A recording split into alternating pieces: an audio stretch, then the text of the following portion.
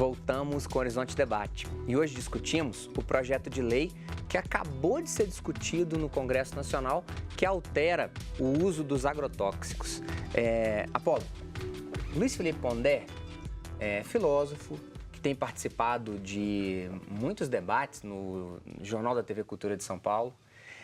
Ele coloca de forma conservadora como que vai, então, alimentar bilhões de pessoas com produto orgânico, com produto que não tem o defensivo, ele dizendo de forma muito clara de que é uma grande ilusão essa ideia de que a gente vai continuar alimentando as pessoas com aquele tomatinho bonito que tem lá no Verde Mar que custa uma fortuna. O que você pensa disso? Bom, eu penso o seguinte, nós precisamos de alimentar as pessoas. Uhum. A maior parte da produção do agronegócio, que usa esse volume enorme de agrotóxicos, não é para alimentar as pessoas. 70% aproximadamente da alimentação da população vem da economia pequeno produtor, da economia familiar. Então, o Brasil exporta muita soja, por exemplo, para alimentar animais, porco, de outros países, para poder produzir carne. Então, você coloca para o Pondé a questão da mudança do padrão dietético mundial. Se você quer alimentar a população do mundo, você tem que baratear a alimentação. Para você baratear a alimentação, você tem que ter uma alimentação mais com proteínas vegetais e evitar o segundo ciclo econômico para alimentar animal, para depois você comer a carne, porque você encarece mais do que 2 vezes o ciclo da produção de alimentos. Então, o problema não é alimentar a população, porque se fosse assim, a população já estaria muito bem alimentada, porque o Brasil é o maior produtor, maior consumidor de agrotóxicos do mundo. Você tem praticamente, consome 20% dos agrotóxicos produzidos no mundo é consumido aqui. Agora, é interessante, né, Apolo? Além de ter a questão da monocultura extensiva, que destrói a biodiversidade e destrói os nossos rios. Então, tem muita coisa aí, não é só...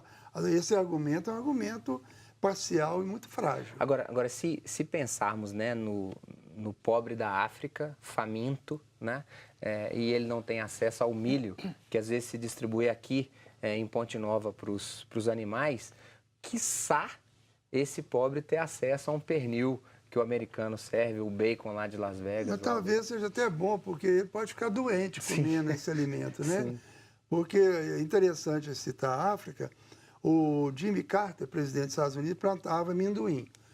Tem uma fundação ligada aos benfeitores americanos, que estava atuando na África, que começaram a dizer que o amendoim tinha tudo quanto é vitamina, tudo quanto é gordura boa e tal, e ensinando o povo africano a comer amendoim. Mas o povo africano não tinha costume de comer amendoim.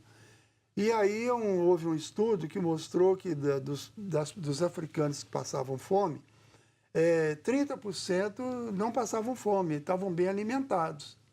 Então, era muito mais fácil fazer com que os outros 70% comessem aquilo que os 30% de africanos mais ricos estavam comendo. E não levar amendoim para o povo. O povo africano tem uma dieta, uma culinária milenar, né? Todos nós somos descendentes de africanos. Então, você vê a fragilidade dessas inovações, entre aspas.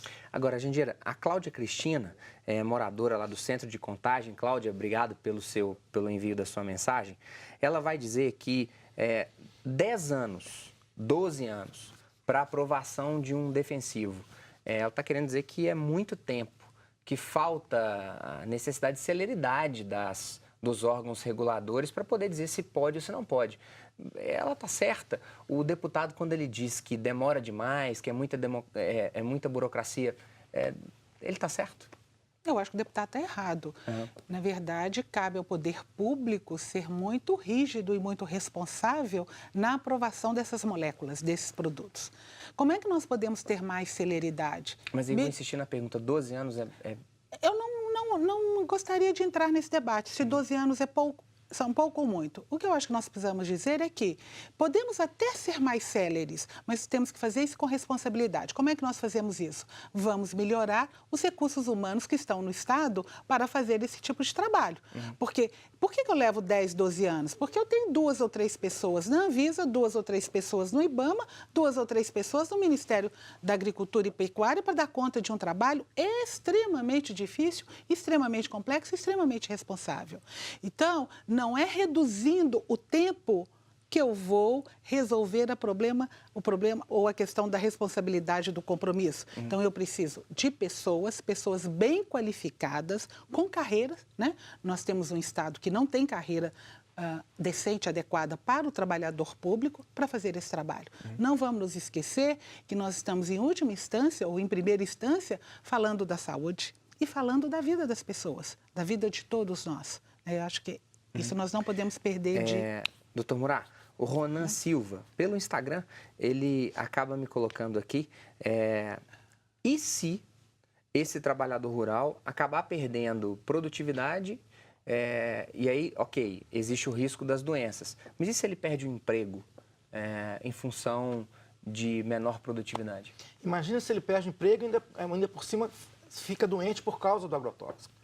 Né? Então, com relação a essa questão, eu acho o seguinte, existem alguns subtipos de agrotóxicos que têm que ser proscritos, eles não podem entrar no mercado. E eles têm entrado no mercado do Brasil, inclusive de forma legal. Então, por exemplo, organoclorado não há como mais poder ser utilizado. Tem um que chama paraquat, que é um herbicida. Tem um rodenticida que chama fluoracetato de sódio. Esses produtos são altamente tóxicos e a gente ainda vê esses produtos sendo utilizados nas culturas brasileiras. Então, eu acho o seguinte, é óbvio que a gente não consegue eliminar de uma forma racional totalmente o agrotóxico, mas pelo menos que haja uma fiscalização maior. Na minha concepção, não sei os colegas, mas eu acho que agrotóxico é igual à receita de antibiótico. Tem que ter uma prescrição, alguém tem que fiscalizar, um engenheiro agrônomo tem que acompanhar. Inclusive, o que se aplica, por exemplo, para um local, pode não se aplicar para outro. Então, você não pode pegar, por exemplo, um avião e sair pulverizando lavouras inteiras, sendo que aquele dia tem um vento muito forte e esse material vai parar, por exemplo, num rio, num ribeirão, num lençol freático. Concorda? Ô, Murat, a coisa é mais complexa no seguinte sentido. Você tem que ter uma legislação e órgãos como a Anvisa e outros que tenham posição bem firme sobre isso e que se torne uma lei no Brasil. Porque se você também flexibiliza para que um agrônomo possa ser suficiente para dar a receita, você vai ter cooptação de agrônomos ou de pessoas aí, porque o poder dessas multinacionais é muito grande. Por exemplo, na época da ditadura militar, o Golbery Couto Silva era um dos diretores da Dow Chemical, que importava e produzia os produtos que eram lançados no Vietnã, por exemplo, de esfoliantes. Então, você vê que o poder da corrupção é muito grande e a saúde da população, não só humana, porque nós estamos falando muito aqui em população humana e os animais. Eles têm direito à vida. As abelhas. Nós estamos eliminando várias... O veneno está entrando na cadeia alimentar, está caindo na água, os peixes estão ficando intoxicados. Eu acho que essas pessoas que defendem a flexibilização do uso de agrotóxicos, que libere qualquer veterinário, qualquer agrônomo pode dar a receita, eles são criminosos. Porque eu acho até que devia ter uma legislação internacional e com fiscalização de órgãos internacionais. Por que um produto é proibido nos Estados Unidos, na França e na Alemanha e pode usar aqui? Isso, para mim, tinha que ter uma legislação internacional. Produzido, às vezes, por conglomerados que são desses países que Justamente. lá não pode... E aqui? Não, eu só queria lembrar que essa legislação tem, né? De uma certa forma, ela tem.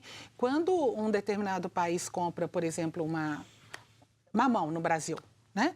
Ele diz exatamente como é que esse mamão tem que ser produzido. Tanto que o mamão que é produzido para exportação não é o mamão produzido para o consumo interno.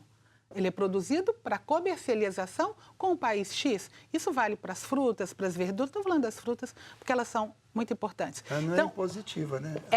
Ela não é impositiva aqui. Então, na verdade, o que nós fazemos? Nós produzimos de uma forma para o consumo interno e produzimos de outra forma para exportação. Há pouco tempo, em um programa de grande circulação de tema agropecuário na TV aberta, mostrou uma fazenda de tomate aqui na região de Itabirito. E o sujeito colocou vidro, e aí ele tem uma seleção de luz, ele tem uma seleção de umidade, algo de primeiro mundo, que encarece esse produto, faz com que esse produto seja vendido nos mercados mais premium da capital, e mostrou um sujeito que planta tomate também ali na região de Pará de Minas, ali na região de Nova Serrana. Eu queria deixar essa pergunta para vocês. Aquele sujeito que compra o tomate lá e ele faz questão daquele tomate viçoso, aquele tomate grandão, a goiaba, aquela goiaba grandona, que no fundo não tem gosto de muita coisa, o consumidor também precisa mudar, Jandira, Murá, Apolo, o seu padrão de olhar isso? Ué, eu tenho muito menino aí que só come isso, então já vai achando que aquilo é que é o bom, né? É a mesma coisa. Então, é necessário que nas escolas se dê mais importância, na escola, a questão de vender nas cantinas das escolas, ou naquela escola que serve alimentação para as pessoas que não têm recursos. Eu acho que devia ser uma escola também de nutrição. Ô, Apolo, eu quero voltar nessa pergunta depois, que eu acho que a Jandira e o Murá querem falar também. Goiaba boa que tinha no quintal da casa da minha avó. Recado da campanha dos devotos de Nossa Senhora da Piedade para você. Com a ajuda e a devoção de muitos doadores, a campanha Faço Parte contribui para proclamar a palavra evangelizando também pelos meios de comunicação católicos. São milhares de crianças, idosos e enfermos amparados todos os dias. Contamos com a sua colaboração e com a intercessão da Padroeira de Minas para continuarmos ajudando quem mais precisa. Vamos para um breve intervalo. Até daqui a pouco.